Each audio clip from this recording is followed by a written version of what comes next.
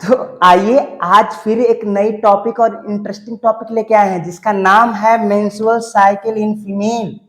ठीक है जी। Menstrual cycle पढ़ते दिमाग में एक झन से आवाज गई होगी और चेहरा पर हल्की सी मुस्कान आई गई होगी। और सबसे बड़ी बात जानते हैं क्या है? ये वो टॉपिक है जिसको हर कोई पढ़ना चाहता है, और इसमें जितना लोग पढ़ना चाहते हैं उससे ज्यादा कंफ्यूजन भी लोगों को रहती है कि एक्चुअल में ये होती क्या है। तो चलिए आज हम आपको बताएंगे एक्चुअल में ये है क्या। तो हम हैं आपके अपने YouTube चैनल कोचिंग वाले भैया से सोनू यादव। तो आज आपकी पसंदीदा टॉपिक को शुरू करते हैं। ठीक है, चलिए देखिए भाई, मेंस्ट्रुएशन साइकिल होती क्या है। तो यहाँ पे एक लाइन आप लोगों को मैं थ्योरेटिकल बताना चाहूंगा कि the sexual cycle in female is called menstruation cycle. Female की जो सेक्सुअल साइकिल होती है, फीमेल में जो सेक्सुअल साइकिल होती है उसी को क्या कहते हैं आप? उसी को आप कहते हैं मेंस्ट्रुएशन साइकिल। और ये कितने दिन की होती है? ये होती है 1 से लेके 28 दिन की। ठीक है, समझ में आया कि फीमेल में जो सेक्सुअल साइकिल होती है उसी को मेंस्ट्रुअल साइकिल कहते हैं। ठीक, या कुछ लोग मेंसेस भी कहते हैं, है ना। अब ये जानते हैं कि आती क्यों है ये जो मेंस्ट्रुअल साइकिल, ये होती कब है और आती क्यों है। तो देखिए भाई, ये है यूट्रस। ठीक है, अब यूट्रस आपको दिख रहा होगा। ठीक, यूट्रस के बारे में हमने बहुत पहले ही बात कर ली थी, इसमें ओवरी के बारे में ही बताया जा चुका है। तो ये यूट्रस और ओवरी आपको दिख रही होगी। यहां पे आपको दिख रहा है ओवा। क्या दिख रहा है? ओवा। ठीक है, यहां पे आपको दिख रहा होगा ओवा। अब यहाँ पे जो इंडोमेट्रियम है, जैसे ओवुलेशन होता है वैसे ही क्या करती, उम्मीद लगा बैठती है कि कोई स्पर्म आएगा और इस ओवम को क्या कर देगा, फर्टिलाइज कर देगा और फीमेल प्रेग्नेंट हो जाएगी। और जब फीमेल प्रेग्नेंट हो जाएगी तो हम फटाफट प्लेसेंटा बना लेंगे। यहाँ पे ये इसने उम्मीद लगाया और इस उम्मीद में क्या करती है, अपनी लेयर को मोटी कर लेती है। मतलब ये कह लीजिए कि घर द्वार सजा कर रख देती है कि कोई आने वाला है, किसी के लिए हम सज रहे हैं। लेकिन होता क्या है कि ओवम फर्टिलाइज होता ही नहीं है। और जब ओवम फर्टिलाइज होता ही नहीं है तो इसके दिल के अरमा आंसुओं में बह जाते हैं। और जब आंसुओं में बह जाते हैं तो आंसू कैसे बता, टपक टपक, है ना, सुना होगा, आंख से छलका आंसू जा टप टपका शराब में, है ना, ये बात तो सुना होगा। लेकिन यहाँ आंसू नहीं, यहाँ क्या करता है, जो इंडोमेट्रियम रहती है इतनी दुखी हो जाती है, वही कट कट के क्या करती है, नीचे फ्लो होने लगती है। किस फॉर्म में? ब्लड के फॉर्म में। ठीक है, अब वही इंडोमेट्रियम जो ब्लड के फॉर्म में फ्लो होने लगती है उसी को लोग कहते हैं मेंस्ट्रुअल साइकिल। देखिए ये है आपकी इंडोमेट्रियम। ठीक है, मतलब कि इतनी मोटी लेयर बना रखा है इसने, इतनी मोटी लेयर वेलकम करने के लिए, स्वागत करने के लिए किसका, फर्टिलाइज ओवम का। लेकिन वो तो अइबा नहीं किया, और जब अइबा नहीं किया तो ये क्या करी, खून के आंसू रोने लगी। खून के आंसू रोने का मतलब ये हो गया कि जो है ये खुद ही कट कट के ब्लड के फॉर्म में, देखिए ये कट कट के क्या कर रही है, ब्लड के फॉर्म में जो है खुद ही गिरने लगी, कट कट के जो है ब्लड के फॉर्म में नीचे गिरने लगी। किसके थ्रू? वजाइना के थ्रू। ठीक, अब यही होती है मेंस्ट्रुअल साइकिल। क्यों आई? क्योंकि इसने उम्मीद कर रखी थी कि कोई स्पर्म आएगा और ओवम को फर्टिलाइज करेगा। देखिए यहाँ पे जो है ओवम है, ठीक, यहाँ पे ओवम है और इसको लगा कोई स्पर्म आएगा और इसको फर्टिलाइज कर देगा। लेकिन ओवम तो रिलीज जरूर हुआ लेकिन स्पर्म नहीं आया, क्योंकि उस टाइम क्वार्टस नहीं ना हुआ हो। ठीक, अब इसने उम्मीद की थी और उम्मीद करने के बाद क्या करी, अपने आप को सजा ली थी, अपने आप को मोटी कर ली थी। किस लिए? कि अगर ओवम फर्टिलाइज होगा तो हम बेबी के लिए क्या करेंगे, प्लेसेंटा बनाएंगे। लेकिन ये भैया क्या हुआ, ये तो ओवम जो है फर्टिलाइज नहीं हुआ। और जब फर्टिलाइज नहीं हुआ तो इसको बहुत दुख हुआ। और जब इसको बहुत दुख हुआ तो क्या हुआ कि ये कट कट के खुद ही अपने आप को कट कट के नीचे गिरा ली, कहे कि अब हमारे लिए इस दुनिया में कोई नहीं है, अब हम ये दुनिया छोड़ रहे हैं। समझ रहे हैं ना। तो इस दुनिया छोड़ने का मतलब क्या है, किस यूट्रस से अपने आप को ये क्या कर रही है, बाहर निकाल रही है। किसके फॉर्म में? ब्लड के फॉर्म में। ठीक है, ठीक है। अच्छा, अब आगे आइए, क्यों आती तो जान गए, लेकिन कब आती ये जान जाइए। क्यों आती है जान गए, लेकिन कब आती है ये जान जाइए। तो देखिए एक वर्ड आता है प्यूबर्टी। ठीक है, क्या आता है? प्यूबर्टी। कहते हैं प्यूबर्टी क्या होता है, तो कहा गया the age which sex hormones to begin to be produce boys and girls sexually mature is called puberty. कहते हैं बेटा ये वो एज होती है जिसमें सेक्स हार्मोन्स क्या होने लगते हैं, रिलीज होने लगते हैं, और जो बॉयज और गर्ल होते हैं वो सेक्सुअली मैच्योर हो जाते हैं, यानी वो इस एबल बन जाते हैं कि वो खुद की संतानें पैदा कर लें, खुद की संतान बना लें, यानी मम्मी पापा बनने के एबल हो जाते हैं। उसी एज को कहते हैं प्यूबर्टी। क्या कहते हैं? उसी एज को कहते हैं प्यूबर्टी। समझ में आया? यानी प्यूबर्टी वो एज है, प्यूबर्टी से पहले ऐसा नहीं होगा, कोई भी इंडोमेट्रियम क्या दिल नहीं टूटेगा, यानी कि मेंस्ट्रुअल साइकिल नहीं आएगी। कब आएगी? प्यूबर्टी के बाद। अभी प्यूबर्टी क्या होती है? तो प्यूबर्टी वो एज होती है जोने में क्या सेक्स हार्मोन्स प्रोड्यूस होने लगते हैं और मेल एंड फीमेल सेक्सुअली क्या हो जाते हैं, मैच्योर, यानी मेल फीमेल ना करके हम बॉयज एंड गर्ल्स कहते हैं। ये एज कौन होती है? तो अगर हम गर्ल्स की बात करते हैं तो 12 से लेके 13 साल की एज में, वहीं बॉयज की बात करेंगे तो 14 से 15 साल की एज में। कहीं कहीं 13 से 14 लिखा होता है बॉयज के लिए और कहीं कहीं 11 से 12 लिखा होता है फीमेल के लिए। ठीक है जी, गर्ल्स के लिए। ठीक, अब अगर कोई ऐसी लड़की है जिसको उसके जीवन में पहली बार पीरियड्स आए, उसे आप क्या कहेंगे? उसको कहते हैं मेनॉर्च। क्या कहते हैं? Menarche. The first occurrence of menstruation at puberty is called menarche. जैसे ही बेटा कोई फीमेल, कोई गर्ल्स क्या करती है, प्यूबर्टी ऑब्टेन करती है और उस पे उसके जीवन में पहली बार पीरियड्स आते हैं, उसी को आप मेनॉर्च कहते हैं। ये एज कौन सी होगी? तो ये एज होगी यही, या तो 11 से 12 या 12 से 13 साल की। ठीक है, अब मेनोपॉज क्या कहते हैं? तो the permanent stoppage of menstruation in women is called menopause. अब अगर किसी फीमेल में पीरियड्स परमानेंट स्टॉप हो जाए, परमानेंट क्या हो जाए? स्टॉप हो जाए, उसी को क्या कहेंगे आप? मेनोपॉज कहेंगे। क्या कहेंगे?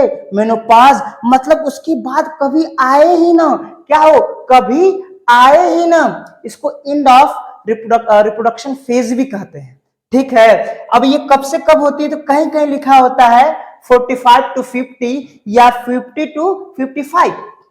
ठीक है जी, अब देखिए सबसे पहले हम ये जानते हैं कि जो पीरियड्स है वो कहां कहां आती है, उसकी फेजेस क्या है, कहां कहां आती है। तो मान लीजिए इसकी फेजेस दो होती है। पहला यूट्रस, यूट्रस, और कहां? Ovary, ovaries.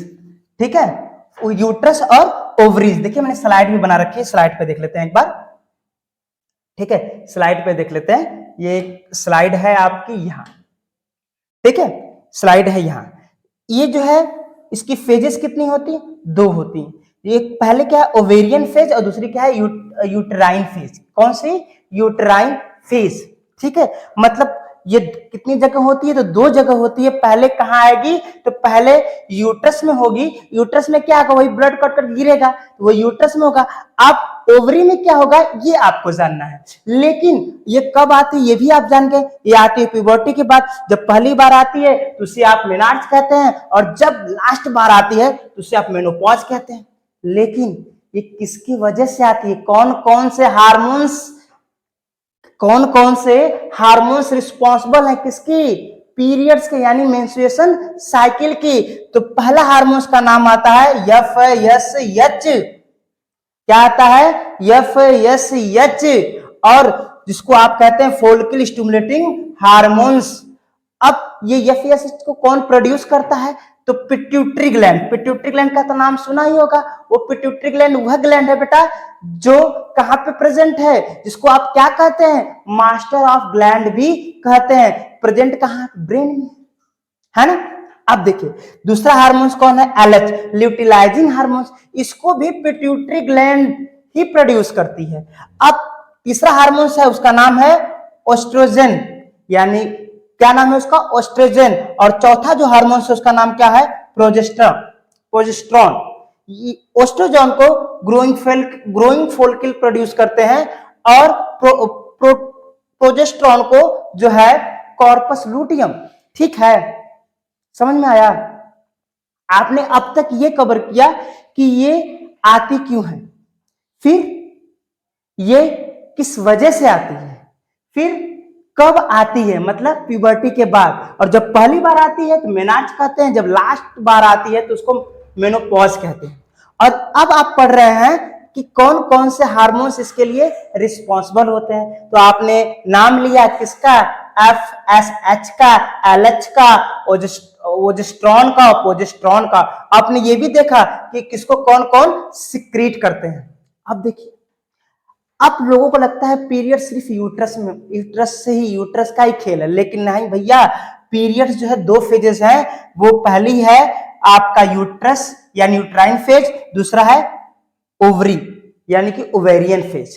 ठीक है, पहले यूट्रस में आई, आपने देखा कि ब्लड कट करके कहां से गिरा, यूट्रस से गिरा, तो वो तो यूट्रस का काम था।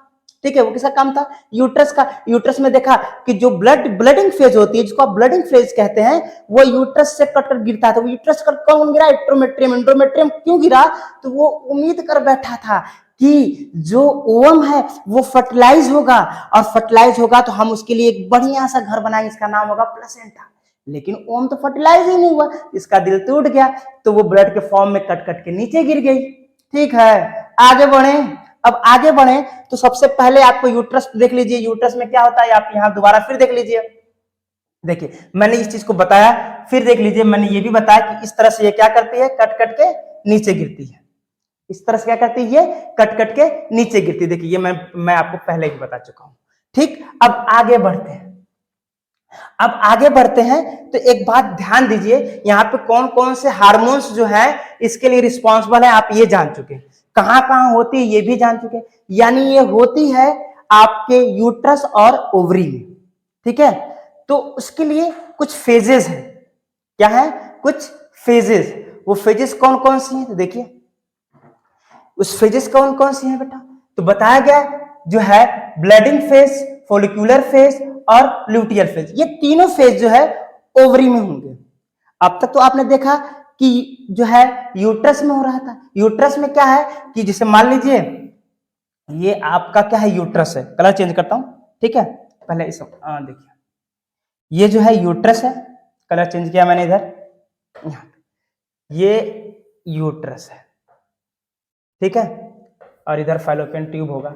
ठीक है, अब यहाँ पे जो इंडोमेट्रियम थी वो कट कट के नीचे गिरी, यानी कट कट के नीचे गिरी, यानी ब्लडिंग कहां से हुई, कहां से हुई, कहां से हुई, तो यूट्रस से हुई। तो यूट्रस में पहला फेज शुरू हुआ ना, यानी आप कह सकते हैं 1 से 7 दिन, या किसी किसी गर्ल्स में 1 से 5 दिन की होती है, किसी किसी में 1 से 3 दिन की होती है। अच्छा, ये जो है आपकी इंडोमेट्रियम कट कट के नीचे कहां गिरती है, पता है, ये भी एक हार्मोन्स की वजह से। ये बेचारी खूब मोटी हुई थी, जानते हैं मोटी क्यों हुई थी, एक हार्मोन्स के सपोर्ट से। वो हार्मोन्स कौन था, एस्ट्रोजन और प्रोजेस्टेरोन। इसका लेवलवा बढ़ गया था। अभी तक आपने ये देखा कि जब मेंसेस आते हैं तो यूट्रस में क्या होता है, यूट्रस में यही होता है कि इंडोमेट्रियम बेचारी कट कट के नीचे गिरती है। अब गिरती किसकी वजह से है, तो एक हार्मोन जिसका नाम एस्ट्रोजन और प्रोजेस्टेरोन है। ये क्या करता है, जब ये बेचारी स्वागत में, किसके स्वागत में, तो ओवम के स्वागत में ये उम्मीद लगा के बैठ गई थी कि जब ओवम फर्टिलाइज हो जाएगा और बेबी आएगा तो उसके लिए हम बहुत सुंदर सा घर बनाएंगे। लेकिन ऐसा हुआ ही नहीं, बेबी आया ही नहीं, कहा है कि ओवम फर्टिलाइज ही नहीं हुआ।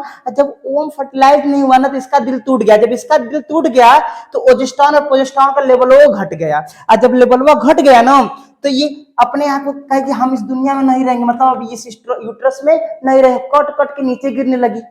और जब कट कट के नीचे गिरने लगी तो ये ब्लड के फॉर्म में गिर रही है। तो आपके दिमाग में एक क्वेश्चन आ रहा है कि सारे ब्लड, अगर कहीं चोट लगती है, आपको कहीं कुछ कट जाता है तो ब्लड क्लॉट कर लेता है, ये कहानी क्लॉट करता है, ये जो ब्लड है वो कहानी क्लॉट करता है। ये इसलिए क्लॉट नहीं करता भाई साहब कि यहाँ पे क्या होता है, फाइब्रोजेन होता है, जो इसको क्लॉट करने से क्या करता है, रोकता है। क्लॉट करने से क्या करता है, रोकता है। अभी तक आप ये जाने कि यूट्रस में क्या होता है, अभी आपको यह जानना बाकी है कि ओवरी में क्या होता है। अभी पूरी वीडियो में आपको यूट्रस के बारे में ही बताया गया कि यूट्रस में ये चीज होती है।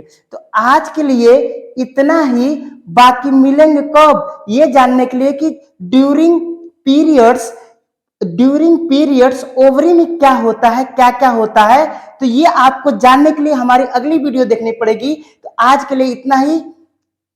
हमारी वीडियो को लाइक करिए, कमेंट करके बताइए कैसा लगा। ठीक है, जय हिंद, जय भारत।